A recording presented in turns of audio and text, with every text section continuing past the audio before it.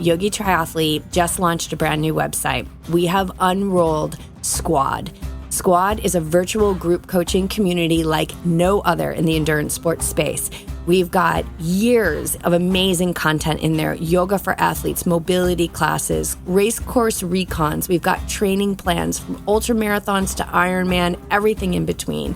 We have a group coaching call every month. We have live streams, live classes, so much stuff in there, and a great community of people who are awake and ready. You will never have to train alone again with this virtual community. 7-day free trial. Get over there right now. Sign up for it. We'll see you in Squad. Namaste. What is it that makes someone Ironman material? Grit. That's all it is. There's no special recipe. It's not because you ran track in high school. It's not because you did a certain number of hours on your bike or because you put in 10,000 yards in the pool on one weekend. It's just your ability to persevere when you don't want to.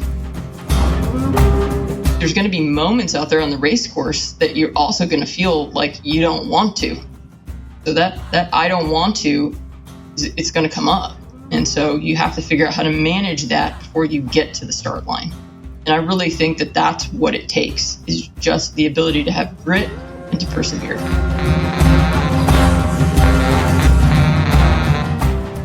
Welcome back to the Yogi Triathlete podcast, where we dive into the heart of endurance, the power of the mind, and the strength of community. I'm Jess Gumkowski, your host, joined today by my co-host and our Master Coach BJ Gumkowski. Today's episode is an exciting twist on our Ironman First Timers series as we bring in Melissa Adams, a 2-time Ironman finisher and proud Team YogiTriathlete athlete coached by BJ. Melissa's first Ironman was none other than Ironman Arizona last year, and today she's here to offer powerful insight and inspiration to her teammates as they prepare to cross the finish line for the very first time. But the truth is, what happens after you cross the finish line is just as important as the journey to get there, and it's something we don't talk about enough. In a conversation with her friend Myrna, Melissa reflected on all the things that no one prepares you for: the unexpected chafing, the question of whether or not to eat right away, the nausea, the sleepless nights, and the surprising fog of exhaustion that lingers days after the race. I would maybe say weeks. Today, Melissa is here to break down those realities with raw honesty and support, reminding our first timers that they're not alone in navigating the physical and mental aftermath of their race. From the best post-race shower of your life to the moment of agony when you try to move the next morning, Melissa is here to share it all. Whether you're about to take on your first Ironman or you've been through it all before, this episode will speak to the truth behind the endurance journey and what happens when the race is over. Before we dive in, I want to thank the Pod Squad, which is our new way of helping to keep this podcast commercial free, as it's been since 2016. Oh my gosh. For just $10 a month, you'll enjoy perks like early release of each show, video podcast exclusives, and automatic access to docuseries like From Start to Kona, which has become quite dramatic recently. And if you don't know what I'm talking about, then get over there to yogitriathlete.com and join Pod Squad today. All right. That said, let's dive in. Melissa, my dear friend, I love you. I love that we get to spend this time together. Welcome to the show. Thank you. Good morning. Good morning and welcome. Let's go right to, so Arizona was your first Ironman. You've done your second this year. The first timers are in the depths of their training and they've got I think 4 to 5 weeks left. So what are we looking at, if you can recall, going back into that, treasure chest, and what can you find that was happening, or what were you bumping up against in those final weeks?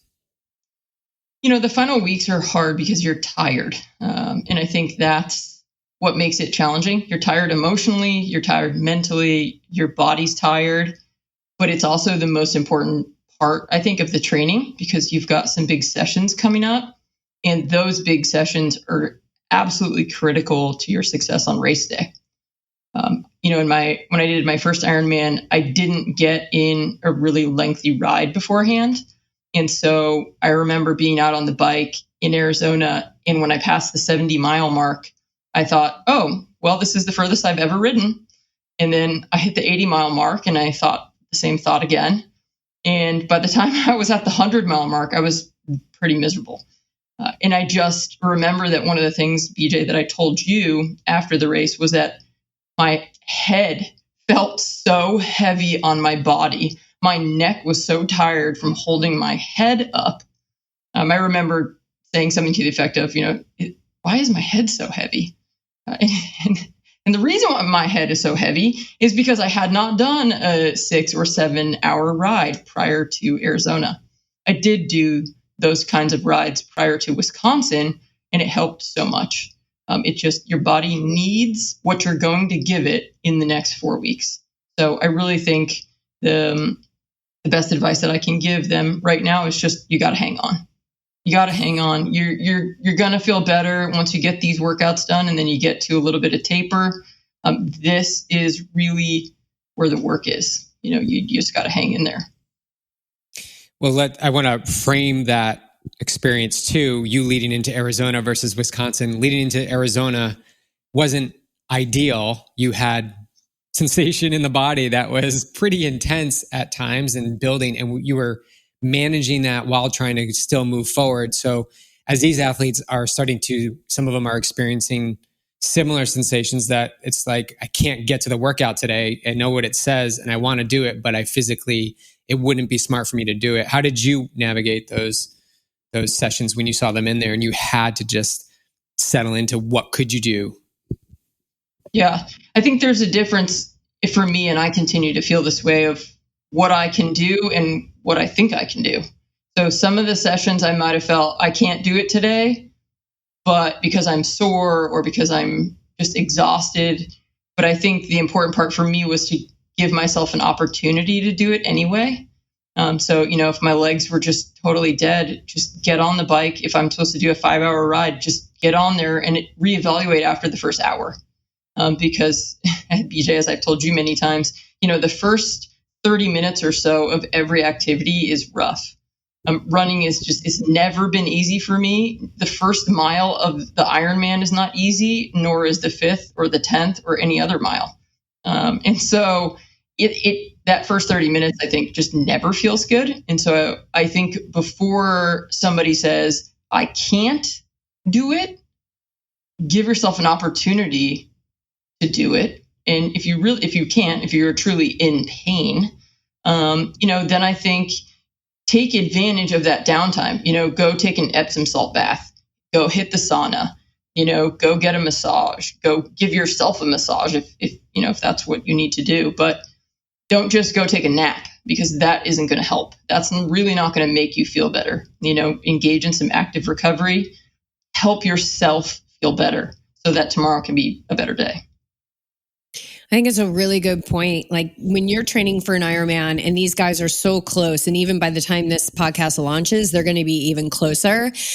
The fatigue is so heavy because it needs to be there, right? And we're not talking about overtraining. We're just talking about like you're putting your body into a physical feat that it's never done before, and you have to push beyond, and you have to train the body to perform when it's fatigued, right? And you'll never be as tired, although it is pretty exhausting. Like you do get tired on the day, but like just the compounded fatigue, right? Which will be cleared up as we hit the peak and taper phases of the training. But in this moment, they're still kind of in that build phase. And I think it's super important to remind anyone who's training for endurance, because it gets so normalized, right? Like, oh, it's just a half Ironman. Like now I hear that, like usually before it was like, oh, it's just a sprint or it's just a 5K. It's like, it's just a half Ironman. It's like, come on, people, this is huge. And so there's many times when I've been on the bike and it's like, I'm 90 minutes in and I'm like, okay, now I'm warmed up. Because it takes that long for the body to get on board, and really sometimes the mind, the mental fatigue to get on board with like, okay, yes, all right, I've done, 15 4-hour rides. Like I can do another hour. I can do another 2 hours longer than that. But it does, like, don't give up in the first 15 minutes, because you don't know what's going to happen after an hour or 90 minutes. Like just keep going and see. But like yoga teaches us, like it's not about pushing through sharp pain, but it most certainly is like you can pretty much guarantee you're going to be feeling fatigue or stiffness or something with or resistance, or mental resistance. Yeah. With every workout at that point. I call it the tunnel, like where you can't see the light at the beginning and you can't see the light at the end, and you're just in there, and like you really have no choice but to keep going. And maybe sometimes you just need to cry as well, but keep going, because I think what it does is it really shows you what you're about to step into, because doing an Ironman is massive. Even if it does get normalized in these channels, it's massive. And you know that on race day when you feel those 140 miles in your body. Yeah, definitely. I love the comparison of not having that long ride before Arizona, but you had the long ride for Wisconsin. What is the benefit that you receive from that, mentally or physically? Both. I mean, there's both benefit mentally and physically. So I was much better prepared both mentally and physically for Wisconsin, even though it took me, more time to complete it. The course, in my opinion, was exponentially more difficult and didn't necessarily play to what my strengths are. But, they became my strengths on the day because that's the only choice you had. But yeah, that just knowing that I could ride. So I did a 7-hour ride for context. I did a 7-hour ride about, was it maybe 2-3 weeks before Wisconsin? And big shout out to Patrick, to Sony, and my friend Myrna for both riding with me, because that made it manageable.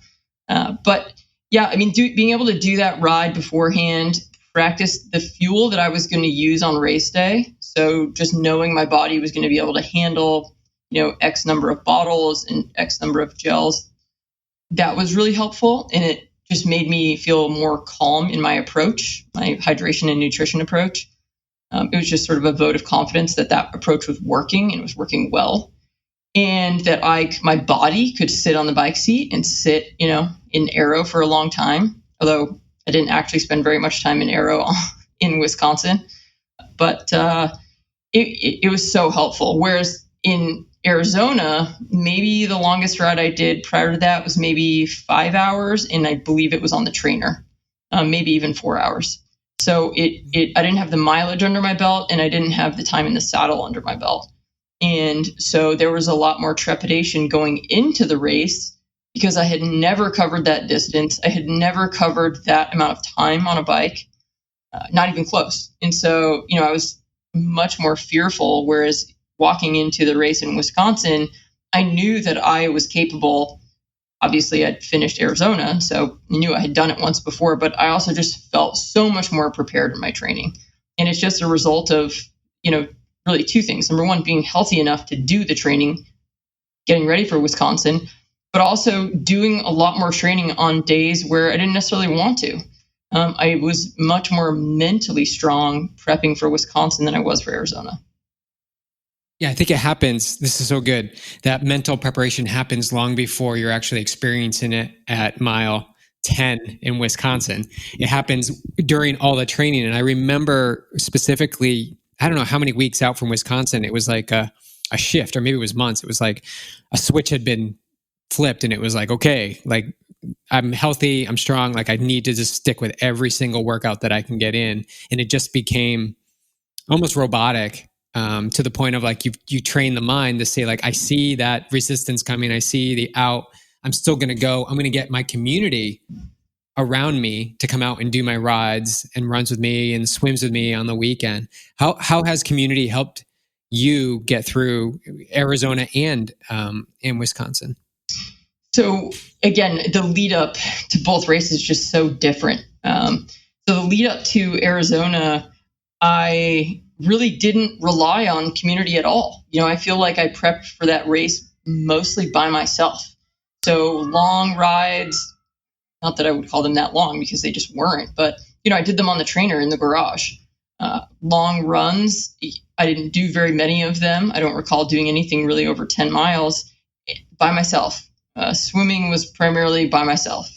And so I struggled for sure, especially as the workouts became progressively harder and longer because I just didn't have a lot of support. And that's, it's not anyone's fault but my own. I didn't reach out to people. I didn't cultivate that around me.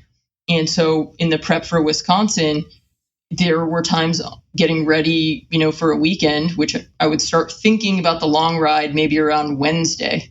And I'd start shooting out messages, to friends on, Instagram. Hey, I'm going to do a long ride this Saturday. Who's around? Is there anyone that can ride with me? I was creating courses for Saturdays with loops so that people could join. Hey, if you can do 20 miles, just roll with me for one loop. I made it at one of the Saturdays. I did a 20-mile loop 4 times. And so, it's like trying to get people to come with me for a little bit of this. And then for swimming, I found an open water swimming group near me. It's about 45 minutes away, but that's near us in the Bay Area. And that's just been phenomenal. So huge plug for Odyssey Open Water Swimming. Anybody who's in this area, it is just the most supportive group of open water swimmers. It has a great leadership. It's just a phenomenal program. If anybody's interested, I can certainly tell them more about it. Oh, cool. Yeah. So we'll have all your ways to get a hold of you and things like that, Instagram and all of that, because you're repping some other cool things too. So actually, Patrick, we just did Patrick's interview and he was talking about the lights. Yeah, share with us. Yeah, give a plug to the cool, because you just took on another ambassadorship. Let's take a little sidebar here to plug these awesome companies for not only our first timers, but for athletes in general. Yeah, so Nox Gear is the name of the company. And Nox Gear makes a variety of different lights. And so lighted vests for athletes, for your kids, for your dog even. But there's a really cool setup that I use, and it's called the Tracer 2, which is like a vest. And then there's a light that actually clips into the front of it. And I had a fear of running in the darkness after taking a nasty fall when I was running at dusk one day. And I cut up my hands, and I can still see the scars on my hands. And this was, probably 4 years ago. So after that, I was just too nervous to run at night, thinking I was going to trip over something. The particular time that I fell, I tripped over some uneven cement on a sidewalk. And we don't have super great overhead lighting here, street lights. So this vest, basically, you can put it on like a flashing mode, and it's some neon lights and things. You kind of look like a walking party. You're ready you could start a rave anywhere you go, for sure. It's such a perfect vest for you. You are a walking party. It is. Yeah. It's like my vibe is just like vibing. And so the cars can see you from the back. So there's a bigger light pack in the back, and it's flashing. And so you're definitely visible to any cars. If you're at a crosswalk or something like that, you're visible to other people who could be walking or biking. I don't know if this happens to you guys down there, but we get a lot of people biking on the sidewalks here. And so sometimes if you're running, you're sort of in jeopardy of being hit by a bicyclist who's definitely anyway, it's a whole nother story. And then the front light that clips in really lights the road up right in front of you. And so I just found that training for Ironman, you're depending on the time of year, it's either dark in the morning or it's dark at night. And so if you want to go for a run at 6 a.m. here, it's dark right now at 6 a.m. And so, that was something I was dealing with in Arizona, which is why I purchased that to begin with. So yeah, it's an awesome product. It charges USB. You just recharge it. Maybe, I don't know how long it lasts, but I only recharge it maybe once a month or something. So it doesn't require recharging all the time at all. Nice. And it keeps you safe, but it also negates that out that you would have. Like, I got home from work, it's dark out, I can't run. Now I'm not going to do my workout. I'll get up tomorrow morning and do it. And then you come to this cycle of like, it's always dark when you try to do your sessions. So it adds that element of like, okay. And it always seems like it's going to like feel better in the morning, but it feels the same as it would if you just did it. But Patrick was saying like he's really been embracing night runs because of that light. He was loving it. So he was talking about it on the podcast. But you also just announced another ambassadorship. What's that? That's Alter Ego Running. So that's a super cool company, and they make mostly hats, and especially for people, they have one type of hat that's really good for people like me who have a very small head. So I often wear child size hats. Yeah, I don't know if you probably didn't know that, but all my Nike running hats that I have, they're youth hats. And then Patagonia, they make kids hats. And so I wear their kids hats, which are still slightly too big for me. I just have a really small head. So yeah, the hats are great. It's a really cool company. They do have some apparel as well. Like they have some pretty cute Halloween stuff. They're just a great company. It just kind of embraces, everyone's a runner. If you run a mile, you're a runner. If you run a marathon, you're a runner. The philosophy that I've had for a long time. I love it. Yeah, I like that. And it's for all size heads. Yes. And all styles of headwear. All right. So swinging back to our first timers, this is a question we've been asking all of them. You're on the other side of 2 finish lines now. What is it that makes someone Ironman material? Grit. That's all it is. All it is. It's not, there's no special recipe. It's not because you ran track in high school. For perspective, I played softball in high school and I did everything I possibly could to avoid running anywhere at all. No running. In college, I played softball. We did very little running. So I did not want to run at all. I remember I played field hockey in high school and I was like hyperventilating running a half mile. No, true story.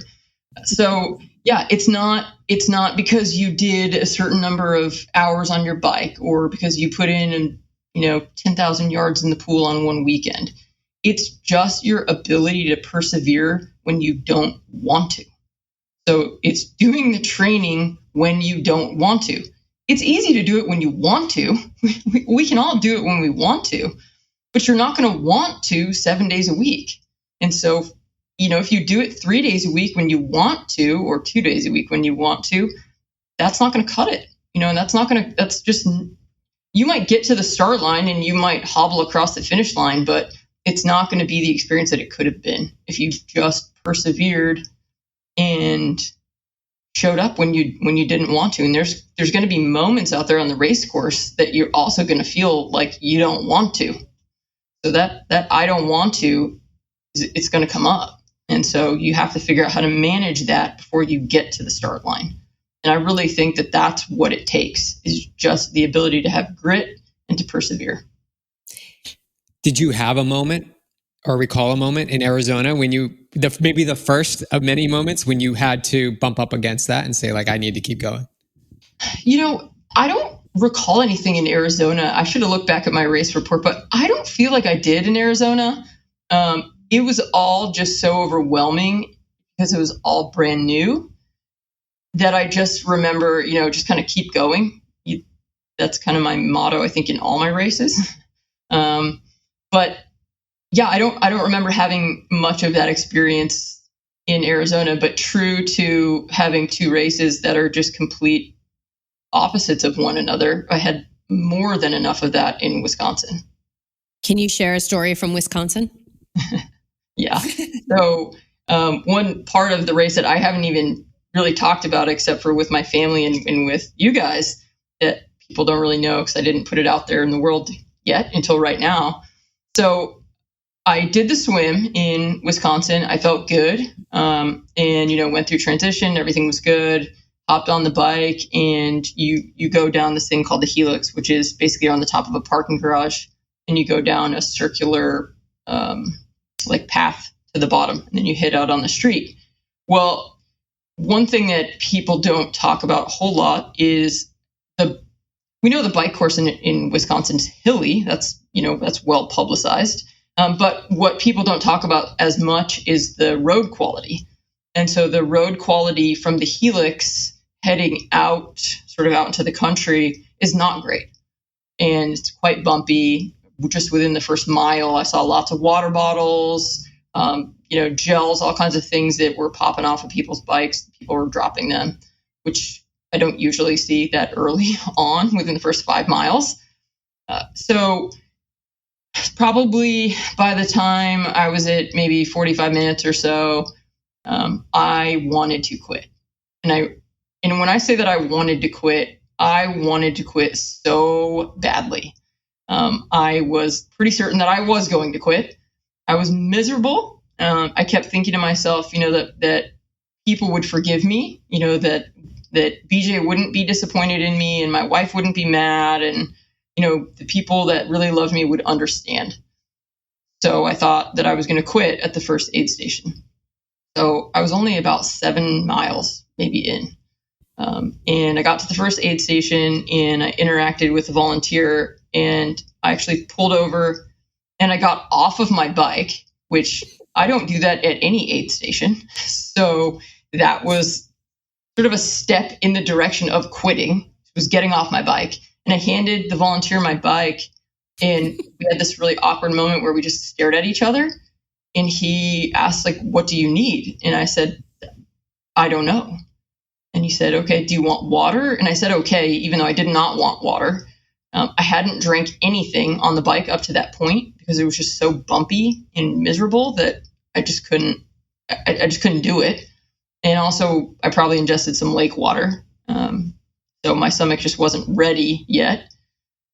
So I had about a sip of the water and then threw the bottle away and continued to stand there awkwardly. And he kept telling me, go do what you need to do. Go do what you need to do. But I didn't need to do anything. So I really just wanted to sit down and tell him, like, go fetch a car. I'm done. But he was just so excited. And I just felt like if I tell him I'm quitting, I don't know, I felt like his reaction was going to be not positive. Like he wasn't going to embrace that for me and with me, but he was probably going to say, don't do that. So I just thought, okay. So I stood there awkwardly for a few more, maybe another minute or two. And then he said, are you ready to go? And I said, I guess. And so I just took my bike back and carried on. And if he had a chair, or if he had said, hey, you don't look great, are you okay? Or even if he had just said, are you okay? I think it would have been different for me. If he had offered for me to sit down somewhere, I probably would have sat down and not got back up because I just really was freaking miserable. But he didn't say any of that, and I didn't sit on the curb, thankfully. And so I took my bike back and carried on. And it's interesting how you didn't say, like, yeah, I'm done. Like, I'm quitting. Like, you didn't say that. Like, I think there was that non-quitter inside of you going, don't do it. Don't say it. Don't say it. Like, let this guy just lead you there. And he didn't. He was like, get the fuel in. Like, let's go. Keep going. Because who quits at mile 7? No one. Right. Yeah. Grit. Right. I mean, that's what carried me through. It was just, there was some part of me that was like, you're not a quitter. If you pass out on the bike because you couldn't drink anything, because you didn't feel well, fine. But that's what it's going to take to get me off this course. That's what it's going to take to get me off any Ironman course. I'm not going to quit if I'm still on my 2 feet. Another thing that BJ knows that not many people know is I was probably at mile 26 of 26.2 of the run, and I started vomiting. So I could hear the finish line. I had like maybe 1 or 2 more turns to go, and I was literally on the race course, throwing up all over the place. But I wasn't going to quit at that point. Forget it. I was like barfing and running. How did you feel on the other side of getting it out of your body? Like, because a lot of times we're fighting so much, like, oh my God, I'm going to be sick, but you're fighting not getting sick. Did you feel relief on the other side of it? Yeah, I mean, it came on pretty suddenly. And so it was just, I had a bunch of water at the aid station right before, probably, half a mile or a mile before that. And so I had more than I probably should have. I had one, instead of having 1 Dixie cup of water, I had 2 because I knew I was pretty close to the finish and I was just thirsty. And so, it was just that little bit of extra water, I think, got in there and just needed out. So I let it come out. Looking back I did look at your race report from Arizona. It looked like, and if you recall this, mile 90, it seemed like it really was getting tough. Like you were tired, chafing, the wind, your lips, your sit bones, all of this was starting to like rise up at mile 90. And I think there was a wind at your back on the way out and then headwind on the way in from what I remember, but you didn't stop. You didn't stop. So do you recall that, bumping up against that at mile 90 and still like, okay, I just got to keep going. I got 22 miles left. Like, yeah, I do remember the wind. I remember looking back at some of the numbers, and it is something to the effect of like, there was a point where I was doing 28 miles on the way out, 28 miles an hour, and like 12 miles an hour on the way back. And I remember the first loop, that didn't happen, but the second loop, and then it was pretty bad on the third loop. So I do remember kind of coming in from that third loop and just looking down at my bike computer, like, oh my God, I'm going 12 miles an hour right now. This is just, I'm going to be on this bike I just hit 100 miles. I'm going to be on here for another hour. Oh, that seems impossible. But yeah, again, the sit bones, the chafing, my neck hurting, those were a function of not getting in long rides, and so those were things that we handled. And thankfully, I was healthy enough to handle those. We just handled them differently. My body allowed us to handle those differently for Wisconsin. So again, like such an important last 4 or 5 weeks for the athletes right now. Yeah. Should we switch to what happens after the finish line? So you had sent us an email shortly after Wisconsin about, a possible podcast episode, which we are now recording about Ironman, what happens after you cross the finish line. So it's, the tending to the body that needs to happen after the finish line. So I guess I'm just going to leave it open right now for wherever you want to kind of pick it up and offer some reflection and guidance for our first timers who are about to experience the after the finish line, which is it's super joyful. It's not that pretty all the time. Yeah, no, that's very true. Yeah, it's I thought both times when I crossed the finish line, I thought that I would be sobbing with, I don't know, joy, relief, being proud of myself, and I wasn't, and that's okay. Like if you're not one of those people who's over there crying, that's okay. I thought about when I was about to cross the finish line in Wisconsin, like, what am I going to do? Should I do something? Should I look like, I don't know, fierce or funny? I don't know. You don't have to do anything cool. Just freaking get across the finish line.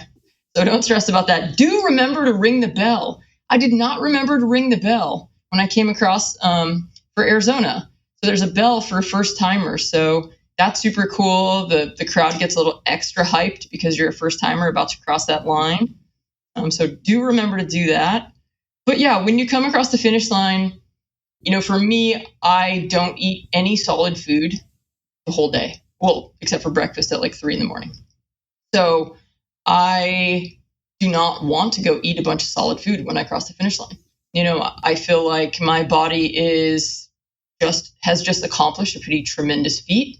It has a lot of liquid in it. In Wisconsin, BJ, you might remember what I told you, but I think I didn't pee at all. I don't think I peed the whole day. So that's something nobody talks about. If you're peeing, every hour, then you're probably drinking too much. But if you don't pee at all, don't panic. I felt perfect with my hydration. Absolutely perfect. Peed in my wetsuit before the race started. And that was it. So that was at maybe 6:45 in the morning. And then I didn't pee again until we got back to the Airbnb at about 11:30 at night. That's okay. Don't panic. Unless you're, if you're peeing blood or something, that's obviously an indication that something's wrong. But, don't panic if you don't pee all day. When you take a shower, it's going to be fantastic. It's going to be the best shower of your whole life. It's going to hurt. It's going to burn. It burns everywhere that has chafing burns. Your ass is burning, your crotch is burning, if you've got some chafing sometimes under your arms, that could hurt. Wherever the chafing is, it's going to be a little stinger. But yeah, it'll be revealed in that shower for sure. Yeah, exactly. It's like you get in the shower and then you really see the damage. The sunburn, if you have any sunburn, that really pops once you're in the shower.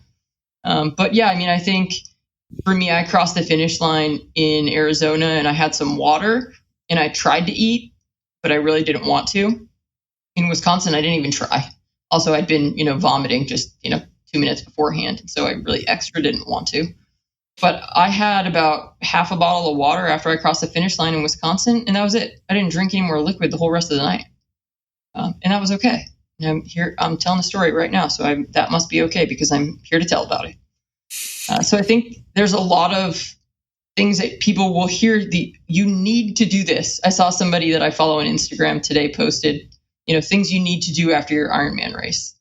First of all, there's nothing you need to do after your Ironman race. There's nothing you need to do. If you don't want to shower when you get back to your hotel, don't.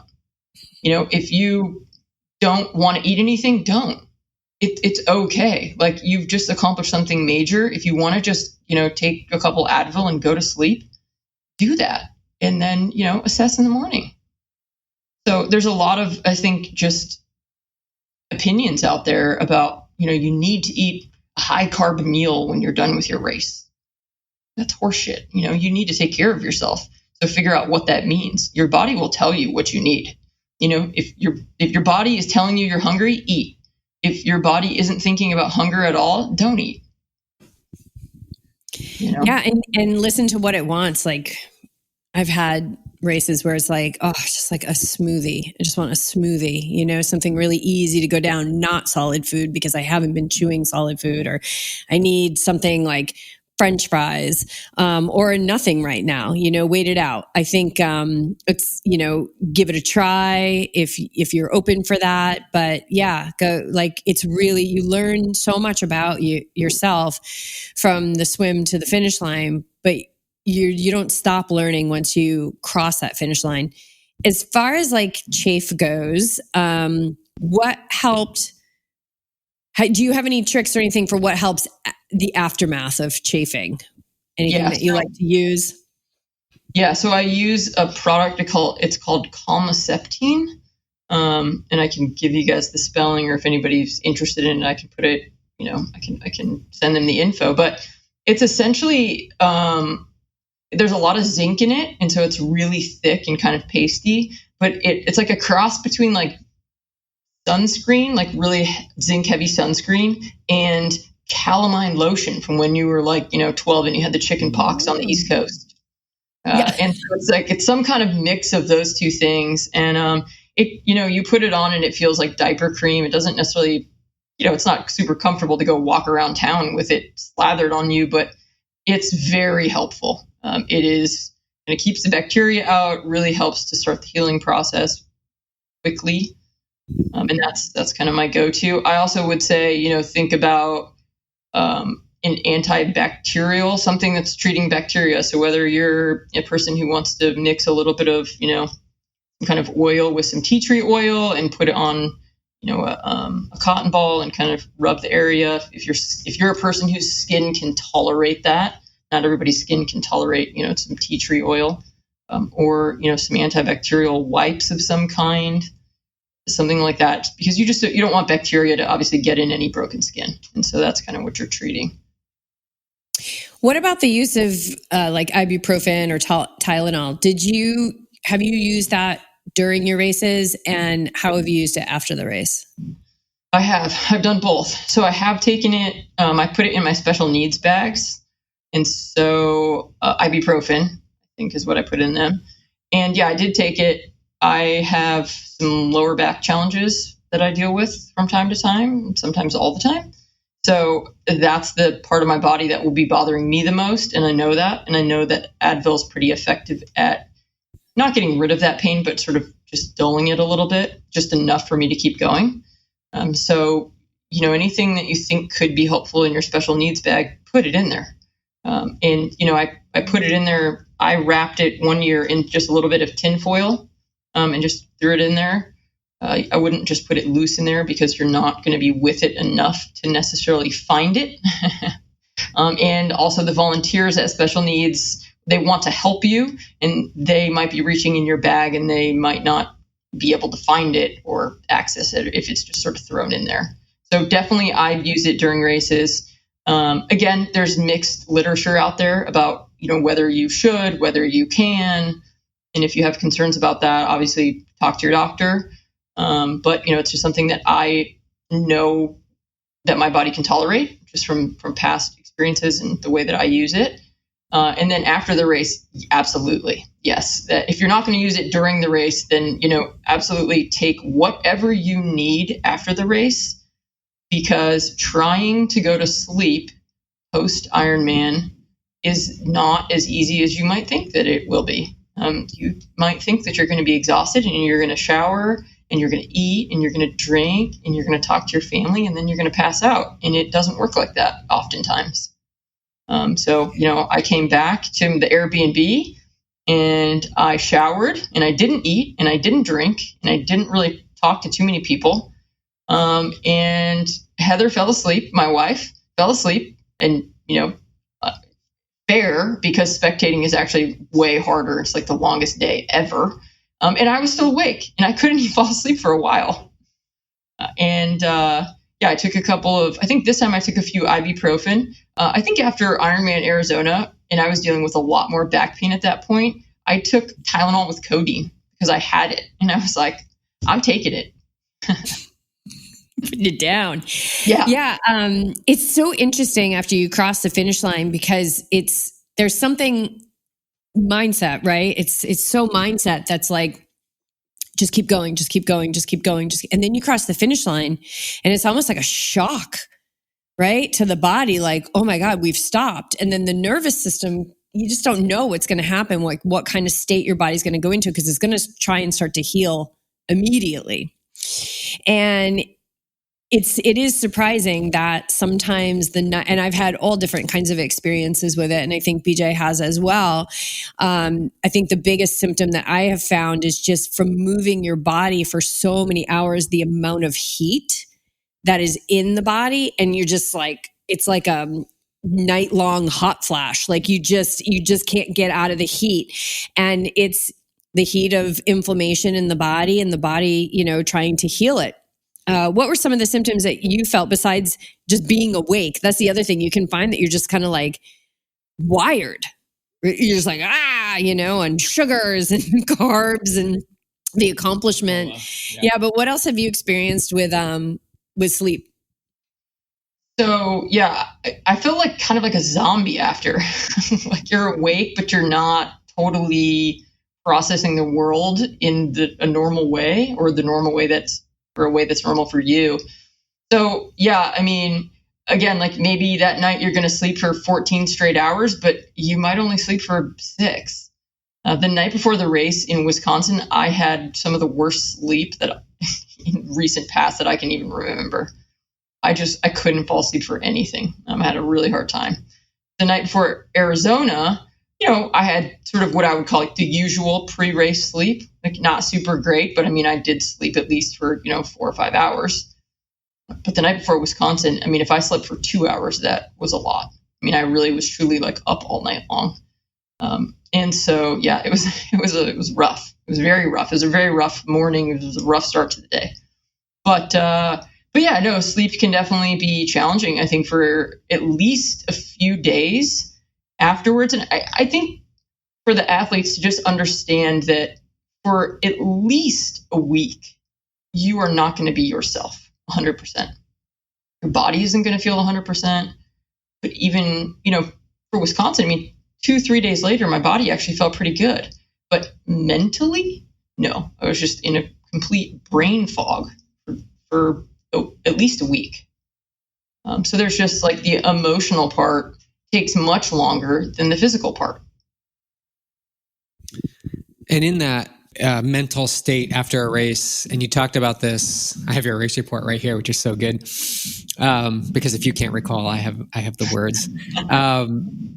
The rationalization between, and you said it here, I didn't have the race I wanted, but in the best way, there wasn't a race I wanted. You showed up the best that you could. And you didn't know what the experience would look like or feel like, or where or how it would end, but you did know where it would begin, and you just wanted to begin. So how does the rationalization happen? You finished the race, you didn't have the race that you wanted or expected, but you have the ability to say, like, I'm so glad I finished and I just wanted to begin. How does the mind work with that after a race? Because I know some of these first timers, some may be like, I know what my time's going to be, I'm going after it. And then there's others that are just like, I just want to finish. I don't care how it goes. So how was the aftermath of that, of expectations? maybe personal or comparison? Yeah, I think for context, so I finished Arizona in 15 hours and 1 minute. So there's obviously going to be an Ironman Arizona number 2, right? The remix, because how do you finish in 15:01 and not want to go back and finish in, something less than that? It's just so close. You think about all the places you could have saved a minute or a minute and a half.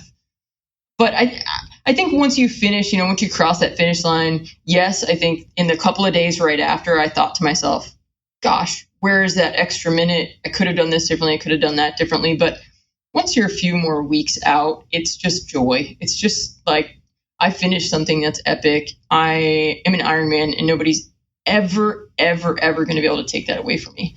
And it doesn't matter if you finished in 16:50, 15:01, or 10 hours and 20 minutes.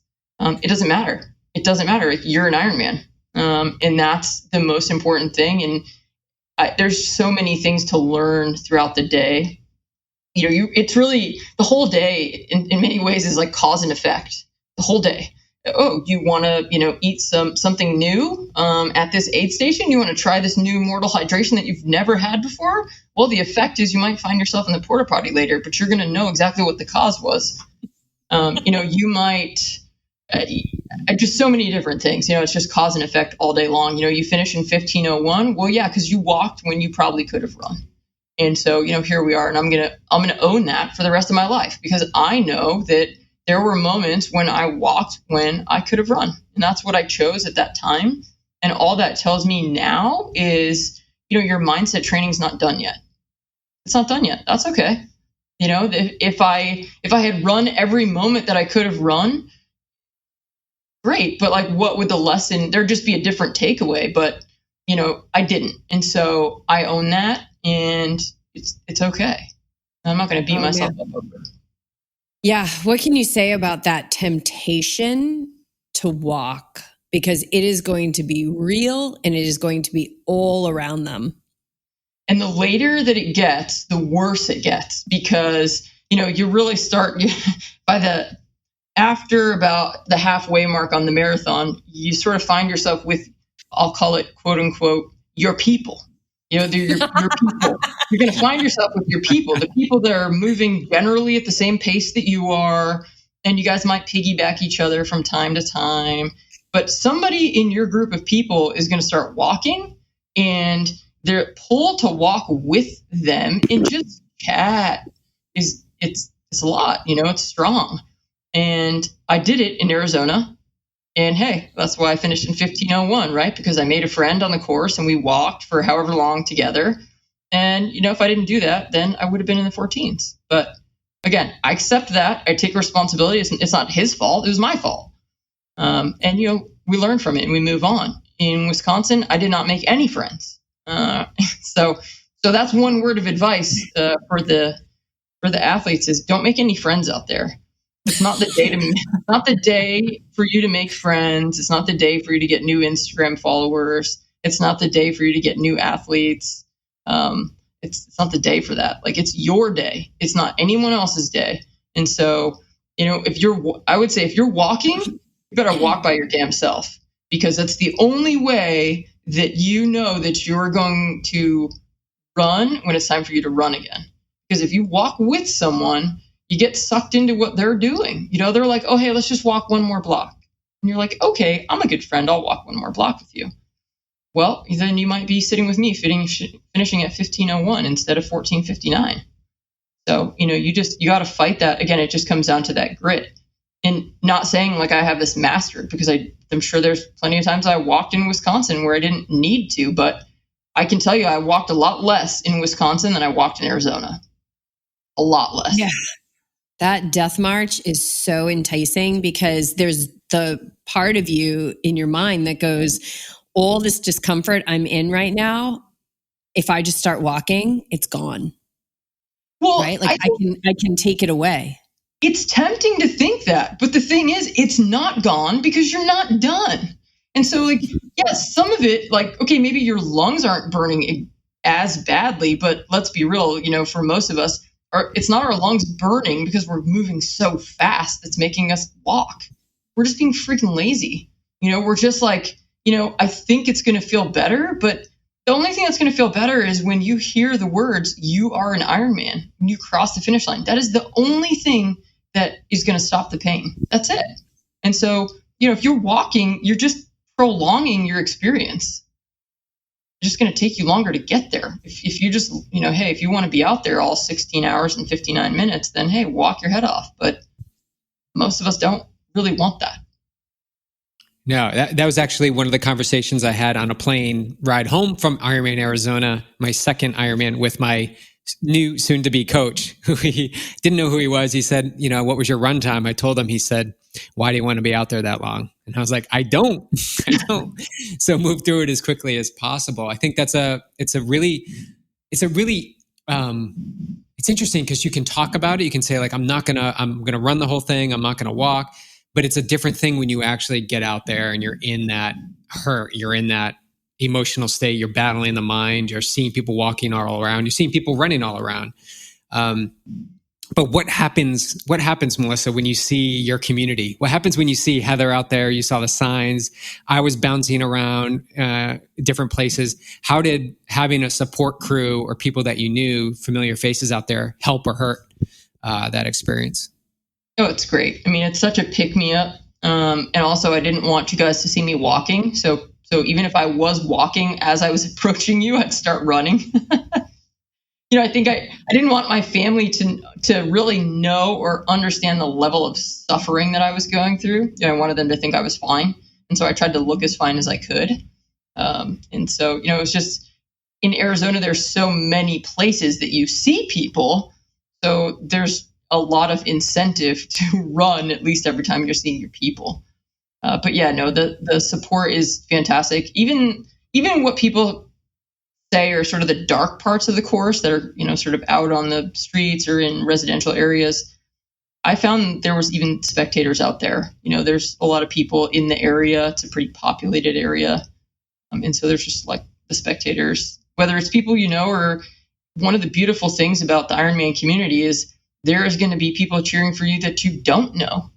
I was coming down the helix when I got on my bike in Wisconsin, and I heard Heather yelling for me, but I also heard one or two other people yelling for me. And I thought, I don't know anyone else here, but it's like she made a deal with them. You cheer for mine and I'll cheer for yours. And so, this whole group of people is cheering for me. And it was great. It's just like such a big vote of confidence. Yeah, I think community is so important. And I love that. That's a good message for the first timers. And we may have to strategically place ourselves on that course. So when they see us, they can start running if they're walking, if they've fallen into the lure of the death march. And I do want to say, sometimes, we talk about sort of the walking is like, the second half or, after 10 miles or something, but that temptation will be there from the beginning. Because the first mile is actually, in some ways, the first mile it's a hard mile. It's not like the first mile off the bike is easy. It's not. You're like kind of in this crunched up position. For me, for Wisconsin, I was on the bike for 7.5 hours. In Arizona, I think for 7 hours. You've been in aero, ideally, for a long chunk of that. And now you're going to just get up and run. We've practiced it over and over again. We run off our bikes, but it's not often that we're going to go run a marathon off of a 7 or 7.5 hour bike ride. And so, the first mile is going to be hard. The second mile is going to be hard. So you have to be gritty from the first mile. You got to be gritty actually when you wake up in the morning. And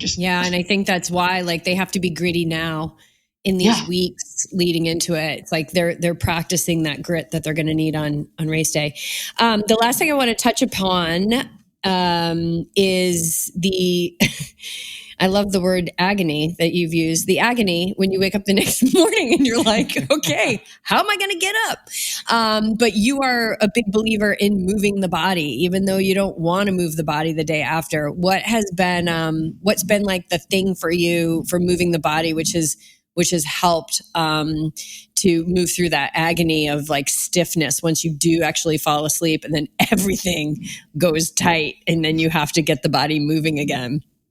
Yeah. The next morning, the wake up is not pretty. You're definitely going to be sore from head to puffy. toe. So, yeah, you're puffy. I don't think I was too puffy this time, but recently, maybe 6 months ago, I did a 70-mile bike ride or something, and I got super puffy. I took a picture of myself the next morning and posted it on Instagram, and I'm like, I look like I put my thumb in my mouth and just blew. I look like a cartoon character. So it does happen. It's just, again, like grace and kindness with yourself. Understand that your body is still processing a lot of what you put in it the day before. There's a lot of gels and liquids and things that need to move through you. I would say, don't go eat some spicy vegan tacos. Don't do that. Be gentle on your poor tummy. Again, like you might have peed 15 times in the night, and you might have peed once. But it's definitely time to just hydrate as much as you comfortably can. And I think that helps with the pain as well. It's just like, getting in some really good food, plan beforehand. I try to just have anything that I might think I'm going to want to eat after the race or next morning, next day, try to just have that, in the hotel or Airbnb or whatever. But equally important, like you said, is to move. There's going to be a temptation to just sort of lay in bed all day, and you'll think you deserve it because you just did an Ironman. So you can have anything you want. You want to buy a new bike, buy a new bike. You want to buy a new house, buy a new house. Hey, you want to run for Congress, do it, man. I just did an Ironman. I can do anything. But the one thing don't do is do not stay in bed all day, because that you're going to regret that. That's only going to prolong your soreness for days more than it needs to be. And so I just think about, trying to help my body heal, move the lactic acid. If you're laying in bed, it's just sitting there. It's just, sitting in a puddle. Not that I have any sort of science degree, but that's how I envision it. I just try to walk. I'm like, okay, let's walk back down towards the race venue, and go see other people hobbling around. And I'm a little superstitious, so I don't like to buy anything that says finisher on it until I'm a finisher. So I went back the next day and got whatever, I don't know, like a sweatshirt or something. I would just say, you have to walk around. Do not just lay in bed all day, but you're going to want to, because everything hurts. And again, like here, your chafing is going to be like really up at the forefront. Like, I didn't think I had a lot of chafing, but the last of it, so it's been 5 weeks for me. The last of it just healed like maybe a week ago. I lubed the heck out of myself and re-lubed at Special Needs, and the Calma 17, I used it all, but it's sort of in that inner thigh, just for whatever reason, it's just it happens, and that's just part of the experience. We just roll with it. So you finish the Ironman, and they're going to finish, of course, all of them are going to finish, and they're going to come across that line, and they're going to have all these sensations, and they're going to wake up the next day, and they're going to be like, never, never, never, never again will I do this. How quickly should they expect to put down their payment for the next Ironman? I don't know. I mean, first of all, let me just say, like, if you cross the finish line and the next morning you wake up and you're like, I'm never doing this again, like, it's okay. That's okay. And hey, if that persists and you are what we call a one and done, like, that's okay. We're not going to think any less of you. The full distance race is not for everyone. Not just because it's painful or it requires, a lot of grit, but it's a massive time commitment. There's just no way around the amount of time that it takes to train for a full Ironman. Here I'm again, 4 or 5 weeks later, it's like, I need to give back some time to my business, and I need to give back some time to my family, because those are the things that the time got taken away from. And so if you feel like never again, when you wake up the next day or after you cross the finish line, like, again, grace. So much of this is just about being graceful with yourself. okay, that's okay. But, we don't make our minds up about the rest of our lives in one day, right? I mean, that's something that's always up to be reassessed. And so, you might think never for a week or 3 weeks or a month, or, you really might just be a one and done, and that's okay. So I think, for me, I don't remember.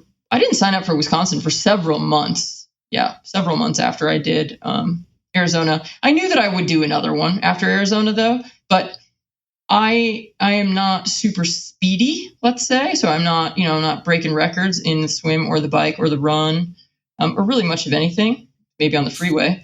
But I just knew that the longer distance sort of suited me better, because what I do have is the ability to endure. I have the grit and I have the perseverance. And when it gets miserable and hard, I've proved to myself again in Wisconsin, like, I can still go even when I don't want to go. I can still go. And so, as long as I feel that way, there'll probably be more Ironmans in my own future. And I think for them, they're going to see, I would just say, like, keep an open mind. You don't have to decide that your full distance Ironman career is over a week after the race. Like, you've done one and you may do another one in the future, and you may not. And either one of those is okay. But the focus is on, you just did an Ironman. You are an Ironman for now, for today, for tomorrow, and for the rest of your life. And I want to see the tattoos that come after. I love it. So awesome. Thank you so much for lending all of that, your experience, your advice, like what you experienced. It's going to help them so much. Are you at the point where you're like considering something else? Because I also heard that you were like going to put your bike up on Craigslist the day after. But as you've guided, no big life decisions in that first week. But are you starting to get a bug or no bug or what? I said months ago that I wanted to do Ironman Cozumel 2025. I think I'm sort of rallying half of my neighborhood to go. And so people are looking at houses already, Airbnbs and things like that. So that's November of 2025. Between now and then, yeah, I mean, I'm like I said, right now, I'm just kind of living some downtime, trying to give back to the support system that got me through Wisconsin. There's a lot of sacrifices by my wife, by my family, by my business. And so, just trying to give back to everybody, trying to just show up for them in any way that they need right now. So that's kind of where my focus is at the moment. But yeah, there's more Ironmans in my future. I like that. I've always said that Cozumel would be the one that would bring me back to the long course. We did that. That was the last one I did, which was, my God, 9 years ago now. So we'll stay in touch on that, Melissa. You do have a new bike that, Yes, she does. I do have a new and bike. probably I'll have a new bike by then, too. You definitely need a new bike because you don't have a bike right now. Right. So yeah, if any of the first timers, obviously, I'm here for you guys in any way that I can be. If you have a question about your ass is hurting or your toenail is falling off and you don't know if you should rip it off, or, whatever things that you have questions about, and whether there are things that everyone talks about or there are things that no one talks about, I'm really extra here for the things that nobody talks about, because, nobody's talking about, what do I do because I can't feel certain important parts of my body, or, I'm peeing and it's a funny color, something like that. The things that nobody's really talking about. I'm always down to talk about that stuff. So anything that I can do to support people, call me, text me, WhatsApp me, however you want to get in touch. There's 1,000 ways to get to me. So use them. Thank you. Where are you on Instagram if people want to follow you and your handle? Listeners who want to follow you or ask you questions? Yeah. So my Instagram is really easy. It's Melissa E. Adams. And I think my background picture is some kind of triathlon related thing. I think it's like a finisher picture maybe. I'm also on Facebook at, again, Melissa E. Adams. And I think it's like /336 or something. I am Lots of people have my cell number. You can put that in the comments or show notes. You can text me. I'm also on WhatsApp. My business, if you can use my business website to shoot me a contact us. Hey, I'm not emailing about a criminal defense problem, but I need Melissa's advice on saddle sores. You can definitely do that too. And maybe criminal defense if that's needed too. Yeah. She's there for it. She's there. In some ways, that's easier to solve than the saddle sores. Yeah. Well, thank you so much. Thank you, Melissa. We appreciate you. We love you. We love having you on the team. And thanks so much for sharing all this good stuff with them. I hope they're inspired. Maybe a little bit of like, oh my God, what am I getting into? But I mean, that's what it's all about. Like at this point, they actually have no idea fully what they are getting into. And ignorance is bliss. But it's funny how once we know, then we want to do better. We want to go faster. And then next thing you know, we're at another start line. Yeah, they got this. I mean, that's the big message is you guys, you totally have this. Just grit your way through the next 4 weeks. And, after that, it's about to be celebration day. So exciting. Awesome. All right, you guys. Love you. Take care.